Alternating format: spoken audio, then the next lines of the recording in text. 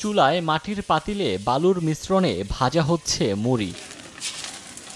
বছর জুড়ে মুড়ির চাহিদা থাকলেও রমজানে কদর বেড়ে যায় কয়েক গুণ। ইফতারের অন্যতম অনুষঙ্গ এই খাবারটি ব্যাপক হারে তৈরি হচ্ছে পিরোজপুরে। কোনো প্রকার কেমিক্যাল ব্যবহার না করে সম্পূর্ণ গ্রামীণ পরিবেশে মুড়ি তৈরি হওয়ায় এখানকার মুড়ির চাহিদা বেশি। শত বছরের ঐতিহ্য হিসেবে নাজিরপুর সদর, ভান্ডারিয়া ও মঠবাড়িয়া সহ বিভিন্ন উপজেলায় হাতে ভাজা মুড়ি তৈরি করছেন স্থানীয়রা। সাধারণ সময়ের চেয়ে দ্বিগুণ হয়েছে উৎপাদন। অনেকে ইউরিয়া সার দেয়, কিন্তু আমার মুড়িতে কোনো প্রকারের কোনো মেডিসিন ছাড়া এবং সম্পূর্ণ ইউরিয়া সার মুক্তভাবেই এই মুড়ি তৈরি করি। কেউ 3.5 মণও পারে, কেউ 3 মণও পারে, আবার যার রাত চলতে এসেছে 4 মণও পারে ভাজতে। আমাদের এলাকায় এই হাতে ভাজা মুড়িটার অনেক সুনাম রয়েছে।